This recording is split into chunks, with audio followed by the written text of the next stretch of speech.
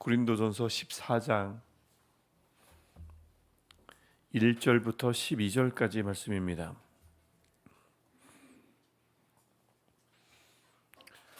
고린도전서 14장 1절부터 12절까지 말씀을 우리 한 절씩 교독하고 마지막 절 12절을 함께 읽겠습니다. 사랑을 추구하며 신령한 것들을 사모하되 특별히 예언을 하려고 하라.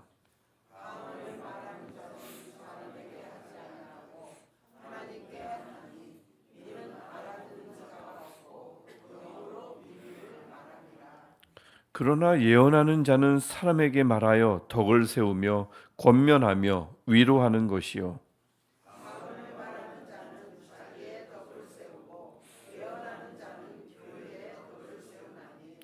나는 너희가 다 방언 말하기를 원하나 특별히 예언하기를 원하노라. 만일 방언을 말하는 자가 통역하여 교회의 덕을 세우지 아니하면 예언하는 자만 못하니라.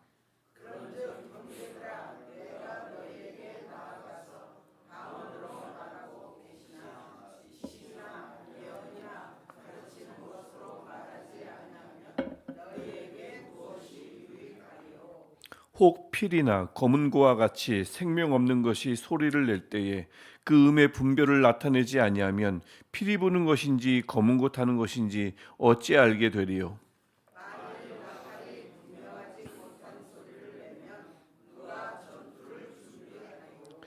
이와 같이 너희도 혀로서 알아듣기 쉬운 말을 하지 아니하면 그 말하는 것을 어찌 알리요.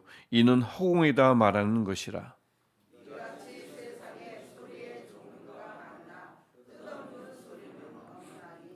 그러므로 내가 그 소리의 뜻을 알지 못하면 내가 말하는 자에게 외국인이 되고 말하는 자도 내게 외국인이 되리니 그러므로 너희도 영적인 것을 사모하는 자인즉 교회의 덕을 세우기 위하여 그것이 풍성하기를 구하라. 아멘. 우리가 주일부터 어제까지 함께 본 고린도전서 13장 일명 사랑장이죠. 이 사랑장은 사랑의 위력을, 사랑의 능력을 강조하는 장이었습니다. 사랑이 없으면 하나님이 주신 그 경건한 것, 은사를 열심히 사용하더라도, 은사를 발휘해서 여러 섬김을 하더라도 그 행위가, 그 섬김의 행위가 무의미하다라고 얘기하고, 사랑이 없이 은사를 행하면 그 은사를 행하는 자조차도 무의미하다고 말씀했습니다. 이게 주일의 말씀의 핵심이었죠. 하나님은 그래서 무엇을 했는가, 얼마나 많은 일을 했는가 보다 어떤 마음으로 했는가를 더 먼저 보신다는 말씀이고요. 또한 우리가 어제 함께 나눴던 것처럼 하나님은 사랑이심으로, 영원하신 하나님은 사랑이신데, 그러므로 내가 주의 이름으로 사랑할 때 이 흐릿하고 부분적인 세상에서 온전하고 영원하신 하나님을 오롯이 따르며 그 하나님을 내 안에 모시는 것이라고. 그래서 늘 우리는 일시적이지만 그 영원한 하나님을 내가 그분을 섬길 뿐만 아니라 영원하신 하나님께 내가 이어지게 되는 복이, 사랑을 행할 때, 서로 사랑할 때 그 복이 있는 것이라고 역설했었습니다. 그러니까 사랑이 얼마나 중요한지 그렇게 사도 바울은 이제 말하고 나서 14장에서 다시 은사에 대한 주제로 돌아옵니다. 12장에서 했던 얘기를 14장에서 다시 이제 하게 되는데, 그런데 여기서는 14장에서는 그 은사의 범위를 축소시킵니다. 종류를 축소시켜서 방언과 예언, 여기로 이제 집중을 하죠. 이 두 가지 은사의 공통점은 무엇이겠습니까? 말입니다. 말이란 것이 특별히 사람이 모인 곳에서 워낙 위력이 있다 보니까, 우리 교회도 모든 공동체가 그렇지만 사람이 모인 곳에서 가장 많은 것은 말이거든요. 그리고 힘이 있습니다. 그래서 이 워낙 위력이 있다 보니까 은사와 관련될 때도 중요하기 때문에 사도 바울이 특별히 14장에서는 말과 관련된 은사, 방언과 예언을 거론하고 있습니다. 근데 바울은 이 말과 관련된 이 두 개의 은사를 대조하기 전에 1절을 보시면 사랑을 추구하며로 시작하죠. 누가 뭐래도 사랑이 먼저라는 겁니다. 이게 먼저고 그 다음에 신령한 것, 즉 영적인 것을 사모하되 특별히 예언을 하려고 하라라고 말씀하고 있는 거죠.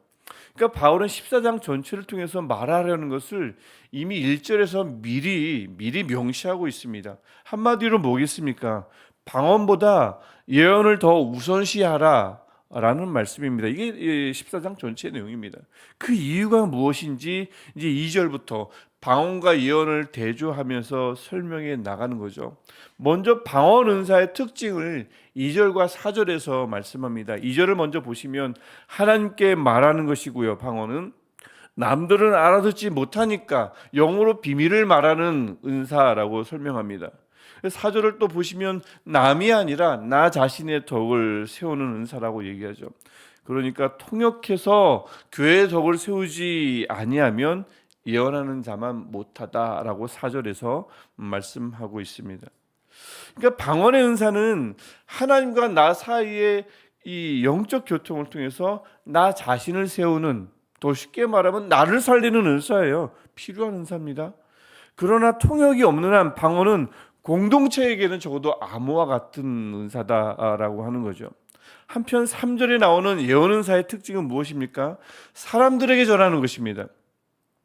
교회 공동체의 덕을 세우는 것이고요. 4절에도 잠깐 나오지만 권면하며 위로하는 은사입니다.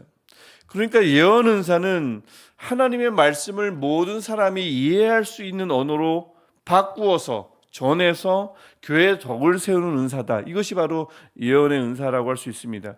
우리말로 이렇게 예언하면은 아무래도 우리말 자체에는 미래를 예측한다 라는 의미가 너무 강하다 보니까 예언의 은사는 앞으로 우리에게 무슨 일이 일어날는지, 우리 자녀가 어떻게 변할는지, 어떻게 성장할는지를 알려주는 은사, 너무 이것에 우리가 이제 몰입되어 있지만 그렇지 않습니다.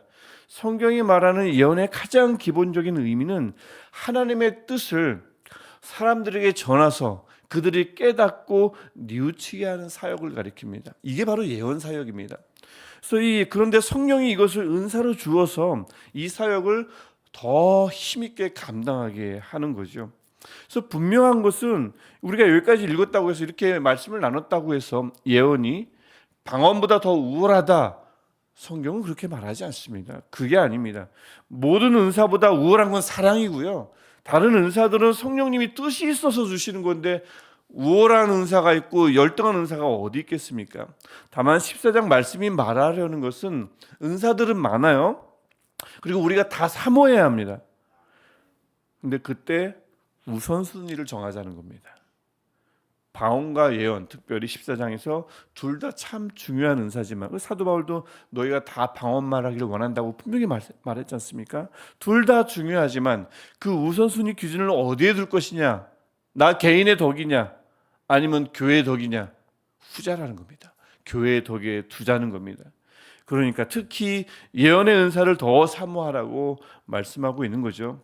물론 나를 세우는 일을, 나를 살리는 일을 결코 무시할 수는 없습니다. 내가 살아야 남을 돕는 것 아니냐는 논리도 일리가 있습니다. 상당히 일리가 있습니다. 하지만 나의 유익이냐 교회에게 유익이냐를 두고 하나를 결정해야 할 때는 심각하게 갈등할 필요가 없다는 겁니다. 나를 세우는 것보다 교회를 선택하는 것이, 교회를 세우는 일을 선택하는 것이 우선시하는 것이, 그것을 우선시하는 것이 옳다라고 하는 겁니다. 그럼 나 개인은 그냥 무너져도 되는 겁니까? 말씀이 그렇게 이야기할 리가 없지요. 교회를 먼저 세우는 것이 더 중요하다는 말에는 교회 전체의 유익이 결국 개인의 유익으로 돌아간다는 이치가 전제되어 있습니다.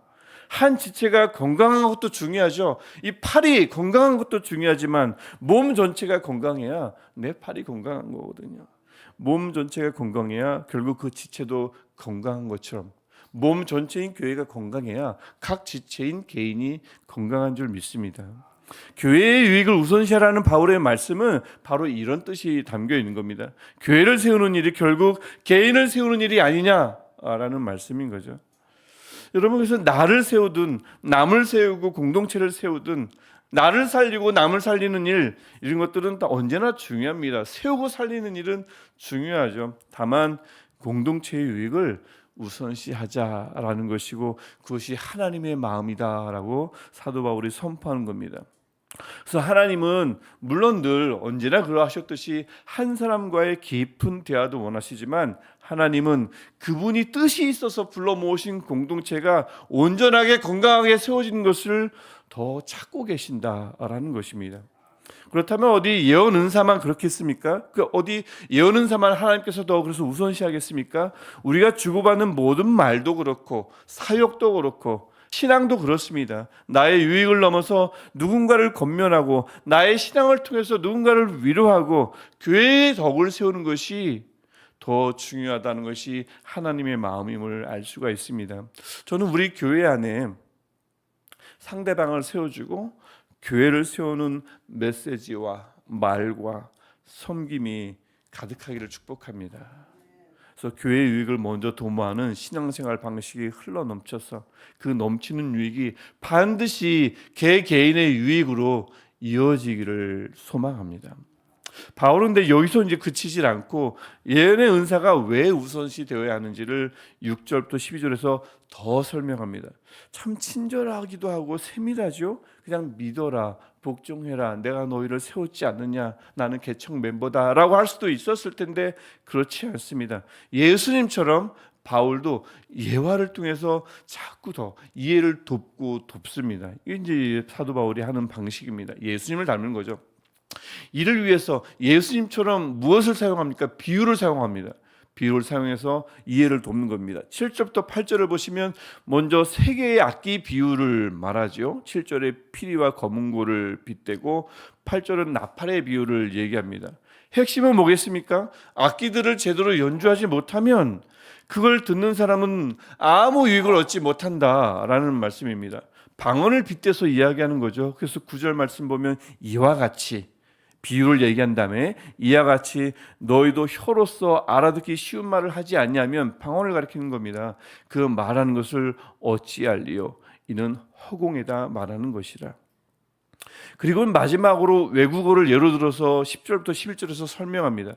또 다른 비유인 거죠. 특별히 11절은 이해되지 않는 말, 방언을 가리킵니다. 이해되지 않는 말은 외국인과 대하는 것과 같다라는 말을 하는 거죠. 당시 고린도는 다양한 언어가 사용되는 국제도시였기 때문에 지도 여러 번 보셨겠지만 정말 지정학적 위치에 있어요. 모든 배가 몰려들 수밖에 없는 마치 호르무즈 해협처럼 모든 배가 통과해야 되는 것처럼 그 고린도는 그런 곳이었습니다. 그래서 많은 언어가 같이 사용되는 곳이었기 때문에 그곳 교인들은 언어가 통하지 않을 때 발생하는 여러 가지 어려움과 혼란을 어느 도시 사람들보다 더 잘 알고 있었습니다. 그러니까 사도 바울이 이 외국어를 비유로 빗대는 이유가 있는 거죠. 그들은 이 말을 듣자마자 바로 알아차렸을 거예요. 쉽게 이해할 수 있었을 겁니다. 여러분, 이런 면에서 바울 자신이 고린도전서 14장에서 이렇게 이야기를 쭉 푸는 것 자체가 사도 바울은 이미 예언의 은사를 발휘하고 있는 거예요. 교회가 알아듣기 쉬운 말로, 교회가 좀 더 이해하기 쉬운 말로 교회의 이해를 돕고 있잖아요. 그래서 이미 이 내용 자체가 예언의 은사에서 나오는 결과물인 것입니다. 바울은 이런 마음으로 교회 전체에게 권면하죠. 12절 말씀 마지막 절 보시면 그러므로 너희도 영적인 것을 사모하는 자인즉 교회의 덕을 세우기 위하여 그것이 즉 예언 은사가 풍성하기를 구하라. 이렇게 마지막으로 권면하는 것입니다. 저는 여기 계신 분들 모두가 또 영상을 통해 함께 예배하는 분들 모두가 영적인 것을 사모하는 분들인 줄 믿습니다. 신령한 것을 다만 사모하되 오늘 말씀 뭐라고 하죠? 방언을 통해서 하나님과 친밀히 교제도 하시되 무엇보다 교회의 덕을 세우기 위하여 예언이 풍성하기를 간구하라라고 오늘 말씀은 우리에게 선포합니다. 우리 교회의 덕을 세우기 위해서 그것 즉 예언이 풍성하기를 늘 간구하는 저와 여러분 되시기를 축복합니다. 오늘 본문은 분명히 말씀합니다. 나를 세우는 것도 중요합니다만 교회를 세우는 것이 먼저입니다. 그러니까 이 우선순위를 계속 사도 바울이 13장부터 이야기한 겁니다. 은사 중요하지만 사랑이 먼저다. 모든 은사가 중요하지만 무엇보다 예언이 먼저다라고 말하는 거죠. 하나님은 나만 유익하게 하는 말보다 교회를 세우고 사람을 살리는 말을 더 기뻐하신다는 말씀입니다. 저는 그래서 예언의 은사를 구하는 이들이 우리 안에 많아져서 우리 안에 다양한 말로 다른 사람을 세우고 교회를 유익하게 하는 사람들이 넘쳐나면 좋겠습니다. 예언의 은사자들이 넘쳐나기를 축복합니다. 또 은사뿐만 아니라 우리 안에 모든 말들이 상대방을 낙심시키기보다 위로하고, 무너뜨리기보다 세워주고, 비난하기보다 권면하는 말이 되기를 간절히 소망합니다. 그리고 저도 꾸준히 노력하겠습니다. 좀 더 알아듣기 쉬운 말로, 더 쉽게 이해할 수 있는 말로 하나님의 메시지를 전하고 깨달을 수 있도록 더 힘쓰겠습니다.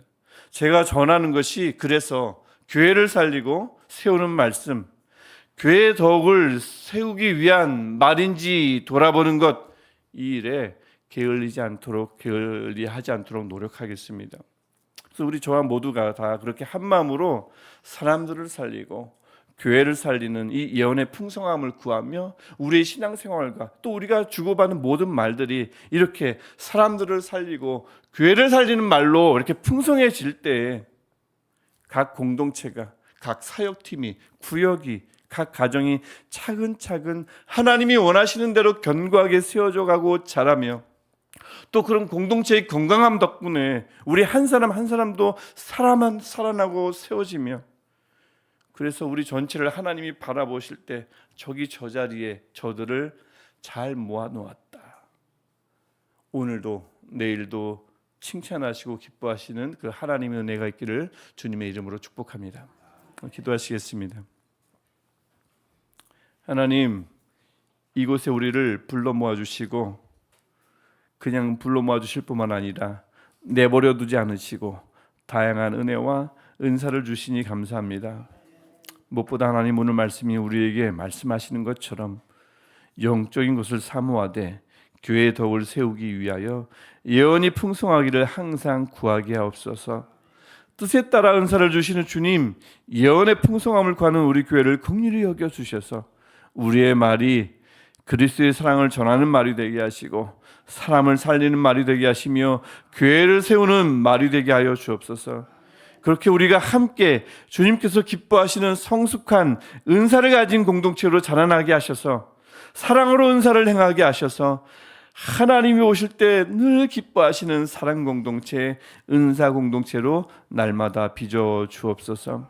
그 안에서 우리가 자라게 하시고 각 개개인이 복을 얻게 하셔서 건강한 공동체 안에 건강한 개개인, 건강한 가정이 생겨나게 하시고 많아지게 하옵소서. 예수님의 이름으로 기도합니다. 아멘. 하늘에 계신 우리 아버지, 아버지의 이름을 거룩하게 하시며 아버지의 나라가 오게 하시며 아버지의 뜻이 하늘에서와 같이 땅에서도 이루어지게 하소서. 오늘 우리에게 일용할 양식을 주시고 우리가 우리에게 잘못한 사람을 용서하여 준 것 같이 우리 죄를 용서하여 주시고 우리를 시험에 빠지지 않게 하시고 악에서 구하소서. 나라와 권능과 영광이 영원히 아버지의 것입니다. 아멘.